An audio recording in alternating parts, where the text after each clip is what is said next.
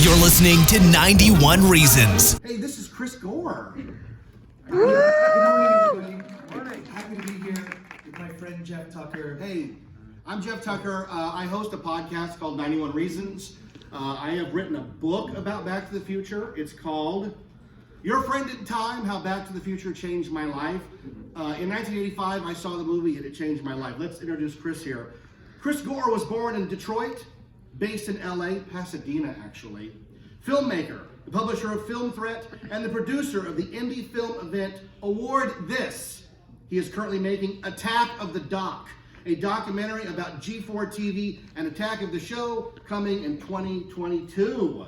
Nice. Yay. And in honor of that, I'd like to present you with this G4 official water bottle. Where did you get this? I've never even heard of this. This is crazy. I found it in an antique store. I hope you didn't spend over $1. It was a little antique store. Thank you, Jeff. Yeah, right across from the Hill Valley Courthouse Mall. So. That's awesome. Everybody, just can you hear the little G4 net noise? Can you do that noise? I can't. Possible. Okay, so in 1985, I was a huge Star Wars fan. Star Wars was winding down. Circle all the movies. Do you remember that, Chris? Just circle all the movies that were coming out for the whole year. Oh, yeah. Yeah. And I circled for 85 Explorers, Kids Go in Space. I circled Gremlins, because they were re-releasing Gremlins. And Goonies, oh my God, those sound so great. I did not circle this thing called Back to the Future because I didn't know what it was. It sounded boring. And my brother dragged me to it opening night. And I didn't know what the movie was about. I felt like, if you ever read any of the accounts of Back to the Future, when they test screened it for audiences, when Doc puts Einstein in the car and the car disappears, the audience thought Doc had killed the dog. So there's a long moment where the audience is like, we don't like this guy. Where's the dog? And then the dog appears, and the audience breathes a sigh of relief. Well, I had that same exact thing of, what is this movie about? And it's not until Marty is sitting at the Lou's Cafe next to this guy having his cereal, and he realizes that's his dad. That's the moment I go, oh, that's what this movie's about. I was blown away.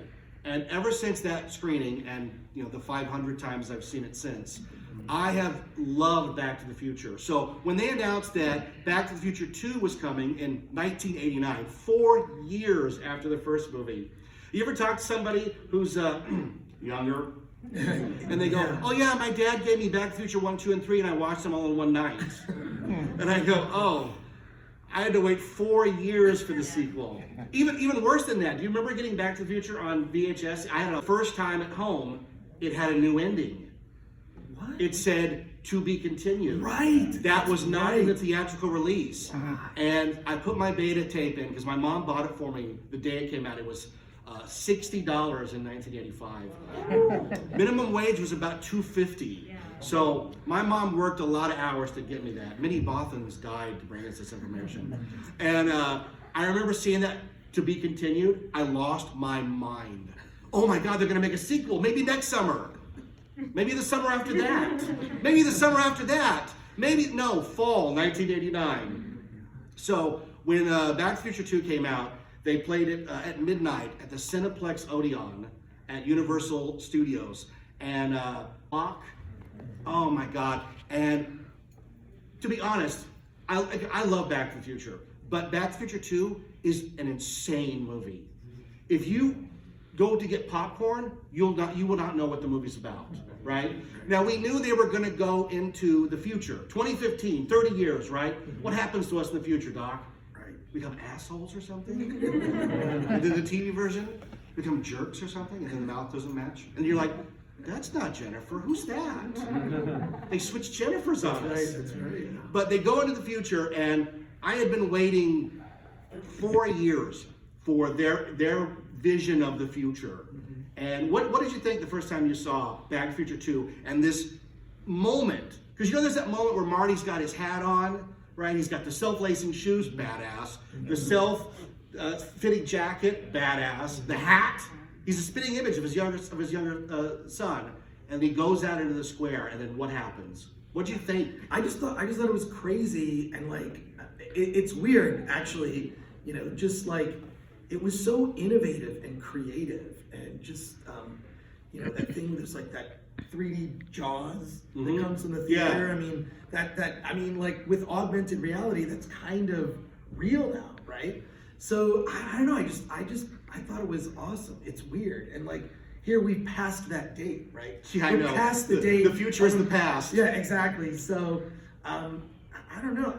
There's something about it, like, and this is the thing I fear about Back to the Future, as every single thing gets remade, right? That they'll remake it, and it'll be terrible, because none of the reboots really have been satisfying. No, they tried to reboot Terminator 4 times, and you know, so but that first, like, this is what also is disappointing to me, because Back to the Future is not based on a comic book, it's not based on a book, it's not an old TV show, it's a completely original thing that somebody wrote. You remember the Flux Capacitor? Dun, dun, right? But I envisioned a sideways reboot where it's about a guy a guy finds out his mom and dad met on the set of Back to the Future, like they were making the movie. And that his dad loved it so much, he decided to make a real-time machine. So the kid gets lost back in time during the making of Back to the Future, interrupts his parents' meeting, but he's also the guy who makes it so that Eric Stoltz gets fired. And he has all these wacky adventures alongside the making of the movie. So you get to see all those great scenes, but it's Christopher Lloyd and Michael J. Fox, not Doc Brown and Marty McFly. To me, that's the only way you could do it. Even that, I think, is sacrilegious. I actually think that's a good idea, Jeff. Why aren't you doing it? That's okay. So it's not like a direct reboot. No, why would you do that? It's perfect. Right. Here's the thing Hollywood can't figure out. It's okay to admit that you got it right the first time. You know, Superman, Christopher Reeve, right? Back to the Future. There's a few movies that are just perfect, warts and all, right? Okay, so I love talking back, as you can tell. I have a list of some of the things from Back to the Future 2 that they predicted and whether or not they came true or not, okay? Something I need to mention, like in the years you were waiting for part 1 and 2, they did do a film with Doc Brown going to Universal Studios Florida from 1987 to 1990 to show, like, this is what Universal Studios Florida is going to be like. You haven't seen that film? This is like the internet commenting in real time. But thank you for your comment. I appreciate it. But it is. It's like the internet comment section. I didn't know that. That's pretty interesting. Yeah? Yeah, you're talking about Ghostbusters. Which one are you talking about? The old girl one, or are you talking about the Afterlife or Ghostbusters 2? I was talking about Ghostbusters Afterlife. Yeah. Where you spend 2 hours out in the middle of nowhere with people who have never heard of Ghostbusters. And then they know about Ghostbusters, and then they do the Ghostbusters thing, and then the Ghostbusters show up, and then Egon shows up. Is anybody? I don't want to spoil it. I don't want to spoil it. I haven't I listened. can't spoil it. I listened to 91 Reasons, which is a great podcast, whether it's on YouTube or, you know, it's on all the listenable platforms, but I have not heard it yet, and I don't want to spoil it. Oh, I can't wait, Jeff. I don't want to spoil it. Okay, so the main one, obviously, from Back to the Future 2 is flying cars. We were promised flying cars. Flying cars were even in the original script for Back to the Future 1. They featured, you ever seen that, the scene from Indiana Jones where he's in the boomtown and the bomb goes off? Like, that's all from the original Back to the Future script. And when Marty got back to 1985, everything was futuristic, and Doc Brown shows up in a 1950s flying car. So Zemeckis and Gale always had flying cars on the brain. And we've seen, like, I think in Dubai, they're going to have drone taxis that you can, like, go to the top of a building, get in a drone taxi, and hopefully get to the next building over. If you've ever been in an Uber, which we've all been in an Uber, would you like an Uber that goes in the sky? No, I would not. Want to tip your Uber driver as you're flaming to the earth? Flying cars. Do you trust flying cars at all? I would not. I would want that technology to be around for a while before, you know. Before you get in one. Yeah, exactly. Yeah. Let some other people test it. I had dinner one time with a person who had their own plane, and they were talking about how they just got back from Vegas. It was a little tiny plane, and I said, so basically, you have a friend who has a really cool SUV that goes in the sky. No thanks. Okay, we were just talking about this in the lobby out there. Hoverboards. Now this was a big deal because if anybody saw the making of Back to the Future 2, Zemeckis makes an offhand joke about how Mattel has hoverboards and they won't let kids have them because parents are upset. And that ignited decades of rumors about a real hoverboard that you just couldn't get. They don't exist. Right. Well, there's a toy version, right? Like, but yeah. Well, there's a toy version in so much as Mattel made a pink skateboard that if you get and stand on it makes a whooshing noise. Like, remember Luke Skywalker's lightsaber from Kenner? You go, ooh, you're like, this is not fun. Sliding on the carpet and hearing whoosh is not fun. And then the other one, and this is the one, anybody that's a Back to the Future fan knows that there's always a guy that'll go, we have hoverboards at the mall. There's things with a 2-wheel. Yeah, they're gonna kill you. Either by falling, if you've watched Fail Army, every 4th video is somebody falling, or they ignite on fire. So pick your death. It's like a really horrible version of Clue, except you just get to pick how you die. Did you have a question, sir? Yeah, is Back to the Future the only movies that is commented by 2 separate presidents, Reagan and Obama? Oh, like in their speeches? Yeah. Roads where we're going, we don't need roads. And Obama did it later. What did Obama say? About Back to the Future 2, since he was president at that time. Oh, during 2015? Yeah. Yeah. Where's our hoverboards, man? Thanks, Obama. No hoverboards. Okay, so the auto repair guy from the 50s wants him to thumb $100 to save the clock tower. And we all laugh like, thumb $100? That's a thing now. Apple Pay is basically, because don't you have to put your thumb to get your phone on? Yes, right there, right? Thumb $100. We're totally there. We're Yep, and even at Walt Disney World, that's how you get in there's no turnstiles, you have to... like, that's crazy, right?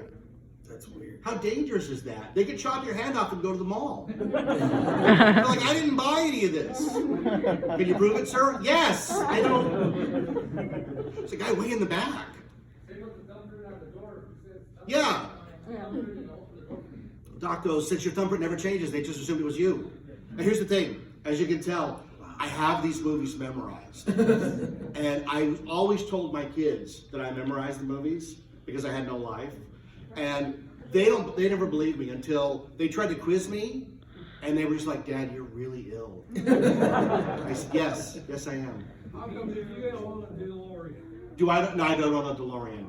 I don't have the money for a DeLorean. I had the money one time in my life for a DeLorean, and it happened to be the worst year to try to buy a DeLorean, 2015.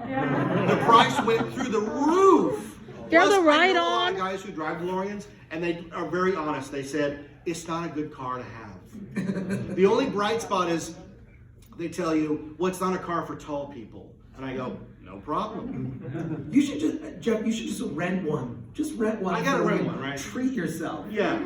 And I'll rent a 66 Batmobile, and then and we'll race. We'll drag. Let's do it. All right. Okay, you talked about this earlier, the 3D shark.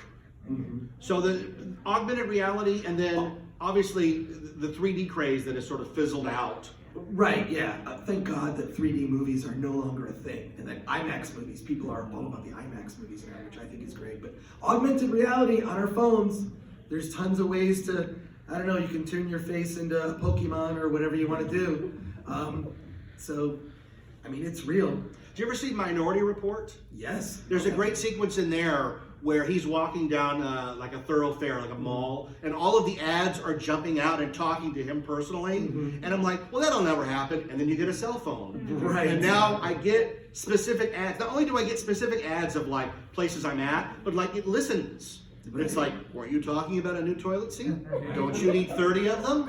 How does it know? You ever done that? Anybody ever done that? Like put the phone down, have a weird conversation, and then the next day get all the ads for that. And you're like, it's weirdly specific. Yeah, I always logged onto my Bank of America website, and then the next thing you know, I got a million ads for B of A. It's always listening. Yeah. So the shark thing is not, and the best part, here's the thing, the best part about that sequence is that Marty is screaming and laying in the street, and nobody else gives a crap. Because they're like, oh, it's that stupid shark movie. Here's the thing, we're talking about reboots. Are you shocked there hasn't been a bunch of Jaws reboots? Well, that's actually okay. Wait, Sequel, Jeff. reboot? We did a panel yesterday called Future Indies You Must See, where we basically showed a bunch of bad trailers. We had 3 shark trailers. One was Jurassic Shark. Second time's the chum. That was the tagline. The other one was Noah's Shark, which was about Noah's Ark, and a shark was on the ark. And then the other one was Ouija Shark, which is about a Ouija board that summons a ghost shark naturally. And there was a 4th one we didn't show called Shark Exorcist. Okay, now These are all real movies, and you can look up the trailers. They're terrible. So Hollywood hasn't done a reboot of Jaws, but it is, in terms of exploitation movies, it is all over. That is like a great one, self-lacing shoes. Okay, in 1989, when Back to the Future 2 came out, oh my God, I knew that part 3 was coming. There's a Marty there. Hi, Marty. I knew that part 3 was coming. So for the premiere of part 3, I went as Marty Jr. I had the jacket custom made, the hat they sold at Universal Studios, and I spent $50 or $60 of my hard-earned money trying to make self-lacing shoes. I bought shoes, I hollowed them out, I went to Radio Shack, and I bought these little motors, and I put the motors in, and I made it so that when you put your foot down, it sort of closed by itself. It never worked. Even if it did work, you couldn't walk on them, because you were walking on the little motors. Well, they kind of have self-lacing shoes. They're called Velcro. Yeah, and Doc is wearing them on the clock tower in the first film. It's anachronism. Do you have a question back there? I think Nike made a limited edition of that. I was gonna say, Nike did make limited edition. First they made the mags, the shoes, and they were $10,000 for charity. Then they announced, we're making self-lacing shoes. But Nike has a track record of like, it's coming. It's like a divorced kid waiting for his dad on the weekend. I swear he's coming, honey. The laces are coming, honey. So, yeah. Did you ever go Back to the Future, the ride? I've been on Back to the Future, the ride. God rest it. It was a great ride. Okay, this is a great one, because we actually have it. Marty Jr. watches a wall-mounted flat-screen TV. Remember when you saw they're that? at Costco for like $200. I know, right? Remember watching that? How much, like, the thing about Back to the Future 2 is there's a lot of digital compositing in it. It was the biggest digitally composited film of its day, especially the pizza scene, right? Where Marty, Marlene, and Marty Sr. are all getting pizza, right? But that, I mean, think about when Marty Jr., he adjusts the TV on the wall. That means there's a grip back there moving an actual giant TV to get that shot right, and we have them. We have them. So check 1. We got one. We got one. Yes. And now we also have those rolling TVs that they just started advertising that are actual TVs. Like the screen? I still haven't figured out how those work. Yeah, well, That's crazy. we also have folding phones, but I'm not buying one of those till like a million people decide it works. In that same sequence is Marty gets a call from his friend Needles on a Zoom call, basically. And remember, we all thought, oh, that'll never happen. I'm never going to have to get dolled up for a phone call. And yet we have that. And we can do it on our phones. Yes. Well, that was in Skype. That was ages ago. Yeah. I know, but it's weird. Well, here's the thing though. Skype was early adopted by us nerdy guys, because I'm a nerdy guy.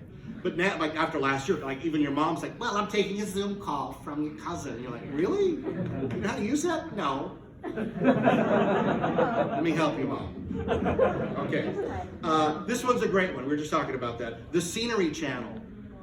You're tuned to the Scenery Channel. Remember when they go in the house? Yeah. Now, wait a second. I'm obsessed with this. It's on YouTube, and it's called, I've heard it called slow TV or ambient, where you can get not just like I love these walking tours or driving tours, and it's just someone walking through the gas lamp in San Diego. And it's just people walking, or they have like you know, obviously there's Fireplace, because that was like a video in the 80s. They had like Fireplace, but there are all sorts of YouTube channels dedicated to this. Like, it's like 8 hours of, you know, Thunder, rain, whatever. It's just to relax. I put those on just to have on. Like, I find it really relaxing. But I found these other ones that are like all sorts of sci-fi related ones. There's like Deckard's apartment from Blade Runner, which is awesome. Like, so, and it's got that sort of ambient noise in his apartment. So yeah, I'm obsessed with these. So this exists, not necessarily as a channel, but a YouTube channel for sure. You can find almost anything. They literally have like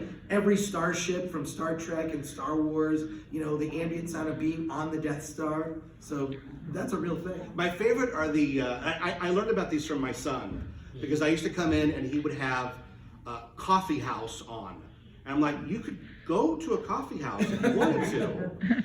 No, this is much better because I'm at home with my coffee and I don't have to talk to Or you could get a terrible coffee bean coffee and sit down. Ooh, Terminator. So my favorite are the oddly specific ones, because he showed me that, like you said, you can be on the bridge of the Enterprise D. Yes. It's awesome, right? Yeah. Or you could be on the Enterprise D during the night shift. Right, yeah. Whatever the hell that means. What's the difference in space, whether it's day or night? Right. Yeah. But it's oddly specific. But I remember, like, Chris and I are almost the same person. I went to the movies every single Friday when I was from 14 on. I would go not even knowing what movie was playing. Let's just go see a movie. I was crazy obsessed because most people, you know, back then wanted to get a car so they could go on dates with girls. Most dudes. And I was just like, I want a car so I could go to the movies whenever I want. And I had arranged my schedule when I was a senior in high school to have to only go half a day to school, and I just saw every movie that was released that day because you could just sort of switch screens. They weren't as they weren't as militant about it back then, but like, and then I would go to other theaters and I would see whatever opened in the art house, right, or the indie movies. So I just arranged my schedule. I knew what theaters. It was like, okay, noon, boom, and I would be out and I would see a midnight movie, and I would have seen everything that opened. I love it. That's all right. No, hey, there's no form or function here. Hey, how are you? It's Eddie. How are you? Okay, so let's keep going here with the self-adjusting jacket. Coolest thing ever, right? Yeah. Never gonna happen. Yeah, I don't know. I think that could happen. Here's why I would say it would never happen. Because we're moving towards a point in society where everything is made as cheaply as it can be. Right. Right? Not made to last. Not made to last. Everything is disposable. So the idea that they would give you a jacket that had enough fabric for a person 4 sizes bigger than you, they would never do that. Right. Yeah, it wouldn't happen. As cool as it is. And then it dries itself. Right. Or they make 4 in the entire world and they'd be ridiculous. Yeah, right. Exactly. Yeah. Okay. Hologram hat. Now this is a great one. Okay, because in 1989, Universal Studios sold a limited run of Marty's hat from the film. I remember because I snuck in the park and bought a hat so I could be Marty Jr., right? Then, you know, in the early 2000s, 2005, 2006, a company got the license and made kind of a hat. Like, you've got a really cool one there, right? But here's the thing. That hat, when I had it as a teenager, was to women kryptonite. If a woman saw me wearing that hat, they would shrink away like, oh God, what a nerd. Shelly, look at this nerd, right? Now, no joke. They sell this hat at Forever 21 to women. I couldn't believe it. We were in there and my wife's like, hey, look, it's that hat you like. And I'm like, oh, it's $12. And more important, it's acceptable. Right. When did this happen? No idea. Isn't that great? That's progress to me. Better late than never. Right? Better late than never. Yeah. Heck yeah. Another thing that they got right was when he sent needle for money. Oh yeah, when he scanned it, I'm in. Yeah, it's like Zelle, right? Scan it, I'm in. We're never really told what that is. Like, what is he up to? It's nefarious because he gets fired immediately. They also have an ad for Surf Vietnam in that alley scene where the... Yeah, that's on my paper. Surf Vietnam was not really a thing back then, and it is today, right? The other thing that they do that's interesting is when he's on the phone call with both Needles and Fujitsu, it's telling him everything about them. The way Facebook is like, today's Chris Gore's birthday. Right.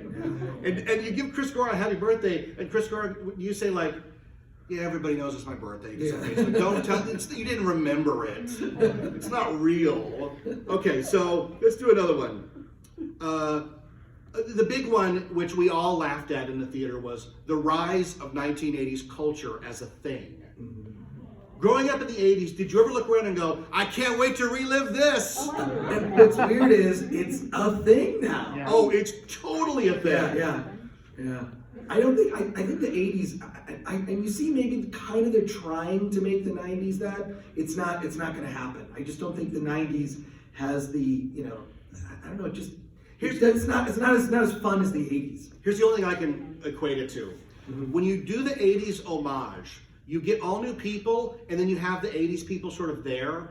There's a lot of really tiny details in Back to the Future 2, and this is one that we have. When Griff destroys the courthouse and gets arrested, he gets his picture taken for the USA Today, which is hardly around anymore, but it's a drone photographer that takes the picture, and we actually have those. Yeah. Now you're an indie And they're filmmaker. They're cheap too. Yeah, you're an indie filmmaker. Yes. What did it take back in the day to get a dolly shot that high in the sky? Well, it was a huge pain in the ass. I mean, you had to build you had to get a crane, and it was hassle. But with drone shots, I mean, you see small indie movies that have spectacular drone footage because they're so cheap. Isn't that amazing? It's weird. That's It's awesome. totally amazing to me. Yeah. I love that. Not that many Christmases ago, my wife bought me a remote control helicopter, which I thought was the coolest thing ever. I was flying it around the house, and then into people's hair, and then it destroyed itself. But it was like $65. And now a drone in the swap meet, it's like, look, we'll give you $3 if you take this drone. Really? So, Griff, there's a drone in the movie. It's really cool. Okay, this is another great one in the movie. When Marty Sr. comes home, well, when Jennifer comes home, but mostly when Marty comes home, the house talks to him. It welcomes him home, king of the castle, lord of the manor, and then it allows him to adjust the temperature and all this other stuff. Lights on, and we have that. What's it called? Alexa or Google has a thing. So there's a bunch of them. It's smart home. Isn't that crazy? It's weird to think it's in the movie as a shorthand. We need to know that this is Marty Sr. We need to know that he's, in charge of this crappy futuristic house that's all dirty. That's the best part about Marty Sr.'s house, is that it's not very nice. It's not a nice place, right? Hey, here's a great detail in the film. Have you ever noticed when Marty Jr. is watching all those TV channels, on the table in front of him is the Nukem game from RoboCop? Oh my God. It's so, I don't know why it's there. I even know one of the prop guys. I should ask him. I guess, there's an in-depth question I want to ask both of you guys. Absolutely. But I want to ask a prop one when we're talking about futuristic appliances. One thing I never really grasped, and I graduated high school in 1987, so I was kind of right in that moment, is that they really went a little bit deep on the fax machines in the house. Yeah. Because I guess they expected, let's project the future, and we're not just going to have one fax machine, we're going to have fax machines in all the houses, or all the rooms. When he gets fired. Yeah. You're fired. I thought, cool for the movie, but I didn't accept it. I was like, why would we do that? And it just never fell in place why they thought that. Bob Gale's been asked that quite a bit. Zemeckis too. And the answer they give is, he shrugs and he goes, we got it wrong. It's very funny. But remember, in 1980, this movie was made late 88, early 89. Faxes were still pretty crazy. I can put a piece of paper in here and Chris can get it across town. That was still pretty amazing. So it was an extrapolation. And here's the thing.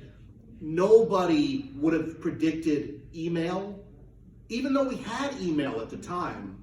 There are anybody that watches future movies, even if you watch them now, they have a tough time getting the audience to believe the technology.